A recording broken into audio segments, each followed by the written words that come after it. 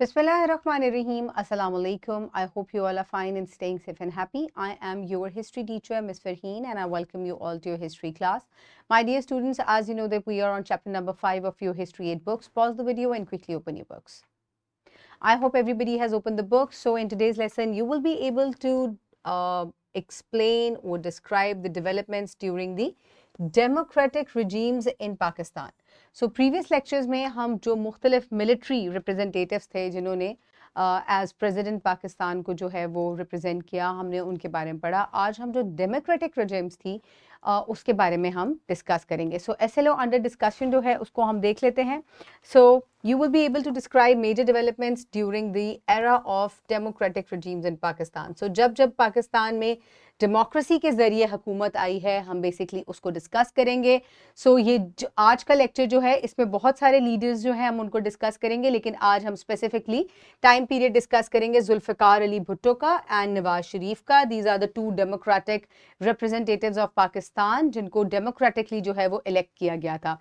सबसे पहले आपको पता होना चाहिए कि डेमोक्रेसी क्या है. So what is democracy to you? जी हाँ, डेमोक्रेसी एक ऐसी गवर्नमेंट है, is a type of government जहाँ जो लोग होते हैं, पीपल होते हैं, वो इलेक्ट करते हैं अपने रिप्रेजेंटेटिव्स को थ्रू वोटिंग, और it holds the power to make decisions about their society. So my dear students, ऐसा होता है कि वोटिंग होती है आफ्टर एवरी 5 years और फिर डेमोक्रेटिकली एक पार्टी के किसी रिप्रेजेंटेटिव को जिसको मैक्सिमम वोटिंग जो है या मैक्सिमम वोट्स मिलते हैं, इसका मतलब है उनके पास मेजॉरिटी है and they make the government. और उस गवर्नमेंट के पास ये पावर होती है कि वो इम्पोर्टेंट डिसीजन कर सके उसी सोसाइटी के लिए जिसने उनको चुना है या इलेक्ट किया है. वो उनके वेलफेयर के लिए, उनकी एजुकेशन के लिए, उनकी हेल्थ केयर के लिए और तमाम बेटरमेंट के लिए जो है वो फैसले करते हैं. और इस किस्म की गवर्नमेंट को जो कि लोगों के इलेक्ट करने से आए, उनके वोट कास्ट करने से आए, उसको हम डेमोक्रेटिक गवर्नमेंट कहते हैं. तो पाकिस्तान में जब डेमोक्रेटिक गवर्नमेंट आई, हम उन तमाम गवर्नमेंट्स के लीडरान जो हैं उनके बारे में डिस्कस करेंगे कि उनके दौर में कौन कौन सी जो है वो इम्पॉर्टेंट जो है वो उन्होंने जो है वो काम किए. So, since the independence of Pakistan, Pakistan has experienced several democratic regimes. और ये जो democratic regimes हैं ये बहुत थोड़े टाइम के लिए होती थी, क्योंकि फ़ौरन जी जो है वो मिलिट्री इंटरवेंशन हो जाती थी किसी प्रॉब्लम की वजह से, और ये जो डेमोक्रेटिक गवर्नमेंट है इसको काफ़ी दफ़ा जो है वो इंटरप्ट किया गया. And despite these challenges, democratic regimes have made significant developments in Pakistan, और इन्हीं डेवलपमेंट्स को हमने आज डिस्कस करना है. तो सबसे पहले हम बात करेंगे जुल्फ़िकार अली भुट्टो के एरा की, जो कि 1973 से लेके 1977 तक रहा. और सबसे पहले इन्होंने इंडस्ट्रीज जो है उनकी नेशनलाइजेशन जो है उसको प्रमोट किया, जैसे कि steel industry, cement industry and also banking. Now first of all you must know that what is the nationalisation of industries. इसका मतलब ये है कि कोई भी इंडस्ट्री जो है या स्पेसिफिकली जिनका मैंने नाम लिया है, इनको गवर्नमेंट जो है ये गवर्नमेंट के इख्तियार में आ जाती हैं. और इससे क्या होता है, इससे जो प्रॉफिट है वो इक्वली जो है वो डिस्ट्रीब्यूट होता है. और मेनली ये तब किया जाता है जब किसी भी इंडस्ट्री से इकोनॉमिकली मुल्क को जो है वो फायदा हो रहा हो, तो गवर्नमेंट जो है वो उसको अपने पावर में ले लेती है. Then comes the land reforms for redistribution. सो रीडिस्ट्रीब्यूशन का मतलब ये है कि जो बड़े बड़े लैंड ओनर्स हैं उनसे लैंड को एक्वायर करके और उसको इक्वली और इवनली जो है वो छोटे लैंड ओनर्स जो हैं या छोटे फार्मर्स जो हैं उनके दरमियान जो है वो डिस्ट्रीब्यूट किया जाए ताकि इनइक्वालिटी खत्म हो जाए. तो अब आप ये देख सकते हैं कि दोनों रिफॉर्म्स जो है ये मुल्क के लिए बहुत बेहतर हैं हर तरीके से. Then next is the expansion of education and healthcare, very simple thing, and also the establishment of 1973 constitution. अब ये एक बहुत important चीज़ है कि 1973 का जो आइन बना था वो जो है वो जुल्फ़िकार अली भुट्टो के दौर में बना था. इनकी गवर्नमेंट जब थी इनके गवर्नेंस के दौरान बना, और ये जो आइन है ये आज तक पाकिस्तान में चलता आ रहा है। इसके अंदर बहुत से लॉ से रिलेटेड, पाकिस्तान की पार्लियामेंट से रिलेटेड, पाकिस्तान के पॉलिटिकल सिस्टम से रिलेटेड जो है बहुत अहम जो है वो फैसले किए गए थे।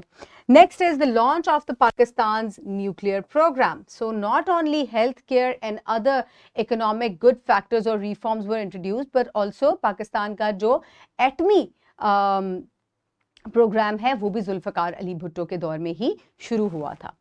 So moving on towards the contributions of the Zulfikar Ali Bhutto's constitution. So सबसे पहले हम constitution की अगर बात करें तो इन्होंने पार्लिमानी निज़ाम जो है उसको इंट्रोड्यूस करवाया। Further, fundamental rights guaranteed the freedom of speech, assembly and also religion.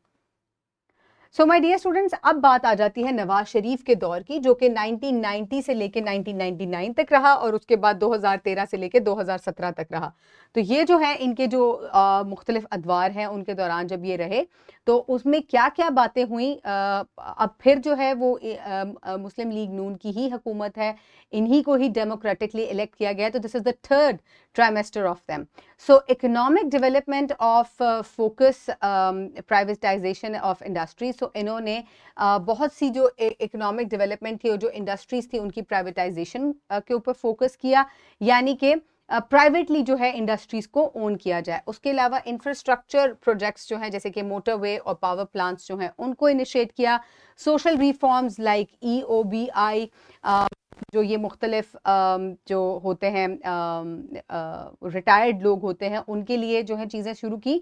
इसके अलावा सेहत कार्ड और हेल्थ केयर सिस्टम के ऊपर भी इन्होंने काफ़ी सारे रिफॉर्म्स जो हैं वो इंट्रोड्यूस करवाए। अब सोशल डेवलपमेंट जो इनके दौर में हुई उसमें सबसे ज़्यादा जो वुमेन एम्पावरमेंट है और हेल्थ रिफॉर्म्स हैं उनके ऊपर काम किया गया। और इसके अलावा मोटरवे जो है उसको कनेक्ट किया गया through different cities from Lahore to Islamabad. इन्होंने एक बहुत बड़ी ऐसी जो है वो सड़क जो है वो कायम की जो कि दो बड़े जो शहर हैं उनको कनेक्ट करती है, खासतौर पे लाहौर और इस्लामाबाद यानी कि कैपिटल को, और बीच में बहुत सारे और सिटीज़ हैं जो कि कनेक्ट होते हैं through this road. So my dear students, ये थे वो दो डेमोक्रेटिक अदवार जिनको हमने डिस्कस किया, जिनको इलेक्ट किया गया था बाय द पीपल, और इन्होंने फिर बहुत सी डेवलपमेंट्स मुल्क के लिए उनके ऊपर काम किया, रिफॉर्म्स के ऊपर काम किया। So for practice you can download this worksheet from the description box below this video, और you can get it in print from by your teacher. So pause the video and quickly finish the worksheet. I hope everybody has finished the worksheet. For your homework, you will complete or you will write a short paragraph on explaining which leader you believe had the most impact on Pakistan's development and why. Out of these two, आप इनमें से कोई भी जो leader है उसको select कर सकते हैं और अपना जो है वो बता सकते हैं कि आप क्या सोचते हैं कि किसने ज़्यादा पाकिस्तान की डेवलपमेंट में किरदार अदा किया. So my dear students, I hope you have enjoyed or understood today's lecture. Stay safe. Thank you so much and Allah Hafiz.